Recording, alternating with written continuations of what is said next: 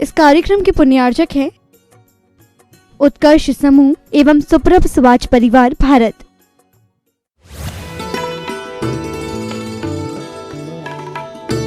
करके हुए तू आहार ग्रहण कर।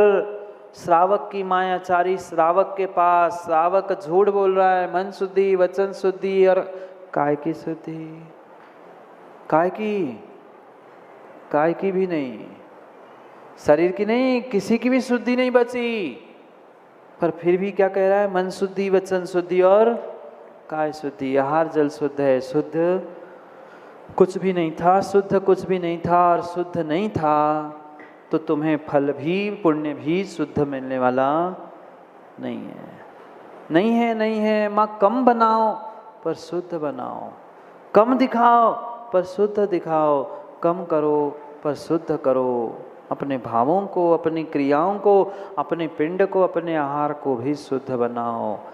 क्योंकि ये शुद्ध आहार, शुद्ध पिंड अगर निर्ग्रंथ के हाथ में पहुंचता है तो जैसे पाया हुआ लोहे का पिंड शुद्ध माना जाता है, ऐसे ही यह तुम्हारा शुद्ध प्रासुक भोजन आहार वो भी शुद्ध मानते हुए तूने ग्रहण किया तो तेरा तो बेड़ा पार साधु हो ही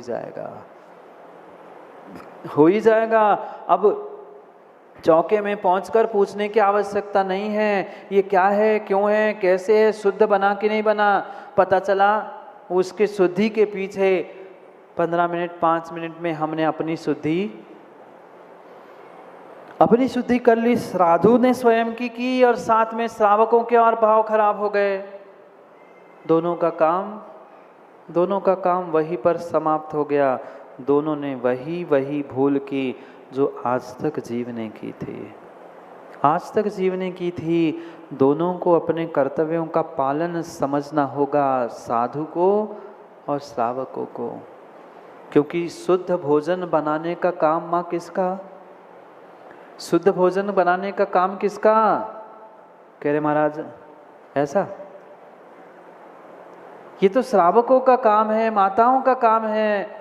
पर विचार कर लेना, क्या जिस प्रकार से शुद्ध होना चाहिए था उस प्रकार से शुद्ध? कई बार तो धीरे से ऊपर कुछ सामग्री के ऊपर पड़ गया, बाल था सो धीरे से वो अलग कर दे दिखने से पहले। हाँ, कई सारे ऐसे जो जीव है। अब सही बताना, 2-3 लीटर के घी में मक्खी गिर गई, क्या करोगे? बोलो, मैं क्या करोगे? और पता चला घी जम गया था, क्या करेगी माँ?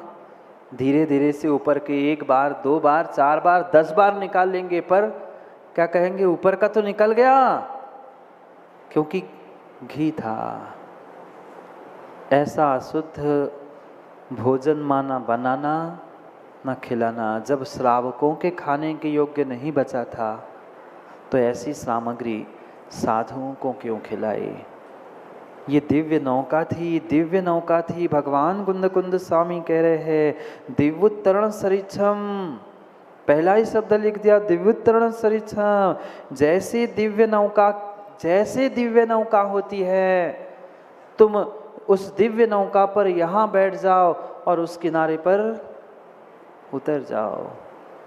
ये जो पिंड, ये आहार, ये जो साधन साधु तुम्हें मिले थे, ये मात्र ज्ञान, ध्यान, तप, त्याग, तपस्या के माध्यम से ये दिव्य जहाज, दिव्य विमान जैसे थे, जो तुम्हें इस सागर से उस सागर तक, यानी सागर के भव सागर से इस संसार अवस्था से लेकर मुक्त अवस्था तक पहुंचाने के लिए निमित्त थे। एकमात्र ऐसा साधन था दोनों के लिए, देने वालों के लिए भी और लेने वालों के लिए। यहाँ तो लेने वाले को समझा रहे, साधु को कह रहे हैं, हे साधु, वह जो शुद्ध भोजन श्रावक ने इतनी मेहनत करके बनाया है, क्योंकि कुंद स्वामी दोनों को नहीं छोड़ते, दोनों को फटकार लगाते हुए, दोनों को ठोक ठाक के ठीक ठाक करना चाहते हैं। श्रावक हो चाहे साधु हो, श्रावक का कर्तव्य है कि शुद्ध से शुद्ध बनाने का प्रयास करे, और साधु का कर्तव्य है जो उन्होंने शुद्ध बनाया है, जितनी शुद्धता से उनने बनाया है उतनी ही शुद्धता से ही तू ग्रहण करने का प्रयास कर। अगर दोनों में भी कोई अशुद्धि से साथ है, देने वाला या लेने वाला, भावों की अशुद्धि, शरीर की अशुद्धि, वस्त्रों की अशुद्धि, नियम से नरक निगोद में ही स्थान मिलेगा, अन्यत्र कोई भी स्थान नहीं है। अन्यत्र कोई भी स्थान उस विपरीतता को प्राप्त करने वाले जीवों का नहीं है। साधु के लिए अंगार नाम का दोष कहा। अगर साधु आहार करते करते सोच रहा है कि यह अशुद्ध है कि शुद्ध है, किसने बनाया है, कैसे बनाया है, या अगर ये सोच रहा है क्या है, मैं तो बहुत अच्छा सोच के गया था, इनके घर में तो बहुत अच्छे आहार होंगे, पर इन्होंने बस ठंडा ठंडा खिला दिया। नहीं, गरम गरम भोजन करना, अपने लिए बनवा कर खा लेना, ये शुद्धता नहीं है, यह अशुद्धि है। ठीक है, पता नहीं था, समझ में नहीं आया था, यहाँ तक तो बात फिर भी समझ में आती है, पर समझ में आने के बाद भी अगर ग्रहण कर रहे हैं तो अभी चर्या निर्दोष नहीं है। चर्या निर्दोष नहीं है। कई बार समझ में आता है, क्यों माँ, गरम बनी हुई रोटी और 2 घंटे पहले बनी हुई रोटी अंतर नहीं आता ना? आपको नहीं आए, हम लोगों को तो आता है। हम लोगों को समझ में आता है, जो समझदार है समझ में आता है। फिर लेना नहीं लेना ये स्वाधीन था, ये निर्णय मुझे करना था कि मुझे इसको ग्रहण करना था कि नहीं करना था। ये सोचे समझे विचार करे देने वाले भी और लेने वाले भी। क्या कहा? दिव्योत्तरण सरिच्छम। ये एकमात्र ऐसा दिव्य जहाज है, दिव्य विमान है, जो पूर्ण रूप से तुम्हें भवसागर से पार करने वाला है। किसके लिए? किसके लिए? साधु के लिए ही नहीं, श्रावकों आपके लिए भी। आपके लिए भी ये दिव्य जहाज के समान है। इसलिए शुद्धता का परिपालन करते हुए तुम विचार करो, निर्णय करो कि हमें कितनी भावों की शुद्धता से, मात्र भोजन की शुद्धता नहीं, वो तो फिर भी हो जाती है, पर मैं पूछना चाहता हूँ, भावों की उतनी शुद्धि के साथ हम आहार दे पाए? नहीं। क्यों साधु बीमार पड़ते हैं? क्यों साधु को अंतराय आते हैं? ठीक है, कर्म का उदय अपने जगह है, पर कहीं न कहीं शुद्धि का अभाव होता है, शुद्धि में गड़बड़ होती है, तभी सब ये काम बिगड़ जाते हैं। सोचो, श्रावकों कितना कितना कितना अहोभाग्य है, कितना अहोभाग्य आप लोगों का है कि आप श्रावक कुल में जन्मते हुए निर्ग्रंथों के हाथ पर ग्रास रख सकते हो। एकमात्र ये मनुष्य पर्याय है, एकमात्र मनुष्य पर्याय है, और एकमात्र ये मध्य लोक है, और मध्य लोक में भी मात्र 2.5 द्वीप का ये स्थान है जहाँ निर्ग्रंथों का दर्शन, निर्ग्रंथों का भ्रमण, निर्ग्रंथों का विहार और निर्ग्रंथों के लिए आहार आदि की व्यवस्था हो सकती है, अन्यत्र नहीं। पर क्या करे, आज की ऐसी विडंबना है। सब कुछ सामर्थ्य होने के बाद भी श्रावक यही सोचता है कि कोई दूसरा व्यवस्था कर जाए, कोई तीसरा व्यवस्था कर जाए। कई सारे स्थानों पर, क्यों भीलवाड़ा ज्ञानी देखा है ना, नौकर लगा दिए और चल रही है व्यवस्था। जब तुम्हें साधु को ले ही जाना था, चतुर्मास करना था, तो पहले समाज से पूछ लेते, भाई तुम 4 महीने पड़गान कर पाओगे कि नहीं कर पाओ? क्या मतलब है? क्या मतलब है? ठीक है, सहयोग भिन्न विषय होता है, पर पूरी जिम्मेदारी अब लगा लिए नौकर, 2 नहीं 10 लगा लेंगे। अब नौकर ही विहार करा रहे हैं, नौकर ही आहार करा रहे हैं, फिर माँ पुण्य किसको मिलेगा? पुण्य किसको मिलेगा?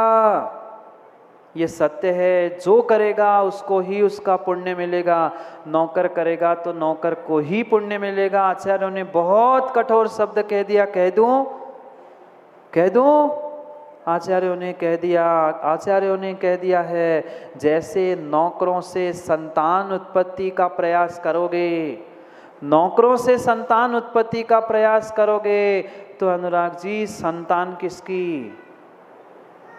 नौकर ने संतान उत्पत्ति के लिए समय नहीं था, मेरे पास समय नहीं है, तुम संतान उत्पत्ति का प्रयास करके नौकरों को भेज दोगे तो संतान नौकरों की कही जाती है। ऐसे ही नौकरों को लगाकर दान पूजा आदि की व्यवस्था की जा रही है, साधु सेवा वैयावृत्ति की जा रही है। ये पक्का है।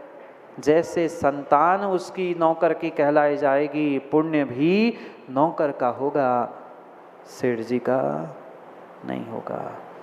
सेठ जी का नहीं होगा। ठीक है, सहयोग लेना, मदद लेना, उनके लिए आवश्यकता होने पर रखना ये भिन्न विषय है, पर कर्तव्य दान देने का आपका था, नौकर का नहीं था। पर सब कुछ समय होने पर भी, धन द्रव्य होने पर भी आज ऐसी विडंबना है, साधु का विहार करने का समय आता है, कितने पहुँचते पंकज? और यही अभी पता चल जाए, माला मिल रही है, मंच माइक मिल रहा है, प्रशंसा हो रही है, सम्मान हो रहा है, भीड़ ही भीड़ मिलेगी, और फिर भोजन फ्री में मिल रहा है, फिर तो क्या है? जहाँ धर्म फ्री में बट रहा है वहाँ श्रावकों आपको अपने कर्तव्यों का बोध नहीं है। ये श्रेष्ठ मनुष्य पर्याय मिली थी जहाँ आप देव शास्त्र गुरु की सेवा करते हुए, उनका विहार, उनका आहार, उनकी सब व्यवस्था करते हुए अपने जीवन के लिए दिव्य नौका प्राप्त कर सकते थे। वे तो साधना करेंगे, कल्याण करेंगे, भवसागर पार करेंगे ही, पर आपका भी तो कुछ कर्तव्य था, आपकी भी कुछ जिम्मेदारी थी, पर जीव समझ नहीं पाता और अपने सातिशय पुण्य को थोड़े से विपरीतता के कारण, थोड़े से कसाय के कारण छोड़ के बैठ जाता है। इस आहार पिंड को आचार्य कुंद स्वामी नौका कह रहे हैं। नौका कैसे? नौका की उपमा दे रहे हैं, जैसे नौका एक किनारे से दूसरे किनारे लगा लेती है, ऐसे ही ये आहार अगर शुद्धता से श्रावक ने दिया है, अगर शुद्धता से साधु ने ग्रहण किया है, तो दोनों के लिए ये भव सागर पार करने वाली नौका है। इस संसार से मुक्ति को दिलाने वाली ये आहार दान की ही एक नौका है। आहार दान श्रावकों के लिए और उसका ग्रहण करते हुए अपनी ध्यान साधना के लिए उनको निमित्त बना लेना, ये साधुओं के लिए, दोनों के लिए युगपत धर्म है। ये आहार दान एक ऐसी व्यवस्था है जो दोनों के धर्म को संभालती है। दाता दोनों संभारे, ये दोनों को संभालने वाली है, दाता को और पात्र को, दोनों को संभालने वाली, स्व पर के उपकार को देने वाली ये दान की विधा है। पर जीव कसाय के कारण, समय की व्यस्तता के कारण इसको प्राप्त नहीं कर पाता। क्या करे? समय घड़ी का तो हो ही रहा है। उज्जैन वालों, आपका भी समय मनीष भाई हो रहा है। कब समय आ जाए पता नहीं। अब तो 1 महीना भी नहीं बचा माताओं, अब तो 1 महीना भी नहीं बचा। सोच लो, विचार कर लो, पुनः निर्ग्रंथ का सानिध्य कब मिलेगा, कब मुझे जीवन में संस्कार प्राप्त होंगे, कब मेरे जीवन को आकार मिलेगा, ये सोचने समझने की और अपने आप को संभालने की आवश्यकता है। नहीं तो अशोक जी पिड़ावा वाले आ गए, सोच लेना, नहीं तो उज्जैन वाले सोचते ही रह जाएंगे, विचार ही करते रह जाएंगे। बाहर वालों का आना, ताता बुखारिया जी शुरू हो गया है। इसलिए सोच लो, समझ लो, विचार कर लो। 4 महीने तो सोते सोते बीत गए, कोई बात नहीं। अब आखिरी महीने के कुछ दिन और शेष बचे हैं, सोच लो, विचार कर लो। पुनः देव शास्त्र गुरु का सानिध्य मिले, गुरु से संस्कार प्राप्त हो, धर्म मिले, कोई भरोसा नहीं, कोई भरोसा नहीं। ये पक्का है, ये पक्का है। जैसे शिविर के बाद कई सारे लोग पछताते रह गए। क्यों अशोक जी पछता रहे थे ना? कोई मानने तैयार नहीं था, कोई स्वीकार करने तैयार नहीं था, पर जो आनंद और जो अनुभूति हुई वो शब्दों में नहीं कह सकते। ऐसे ही जो जो कार्य हो रहे हैं वह ऐतिहासिक कार्यों के साक्षी बनने का प्रयास करो। पुनः मौका मिले, कोई भरोसा नहीं, कोई भरोसा नहीं। समय हो गया है, समय हो गया है दिव्य नौका में बैठने का, साधु के भी और श्रावक के भी। निर्णय करना है। कल भी समय पे हमें समझना है और दोपहर में भी समझना है। पुण्यात्मा ही पुण्य की अनुमोदना, पुण्य कार्यों की अनुमोदना करने के लिए पहुंच सकता है।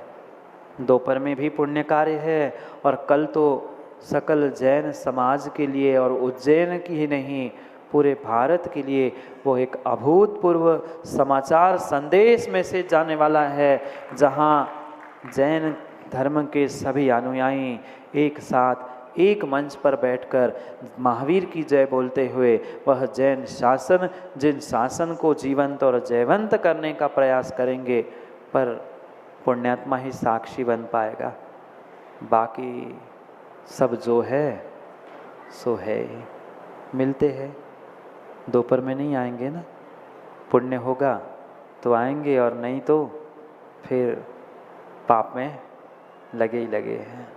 कमा लो पैसा, कमा लो पाप। अगर इन पापों से बचना है, दुर्गति से बचना है, तो निर्णय कर लो। पुनः समय मिले जरूरी नहीं है।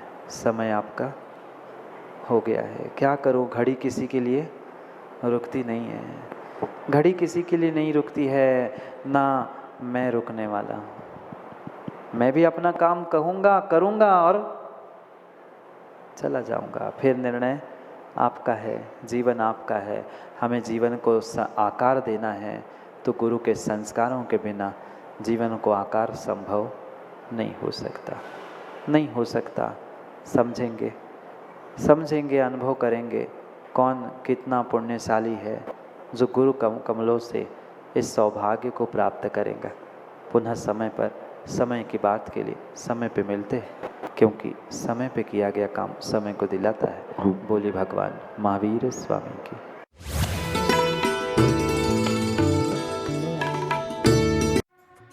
इस कार्यक्रम के पुण्यार्चक थे उत्कर्ष समूह एवं सुप्रभ समाज परिवार भारत।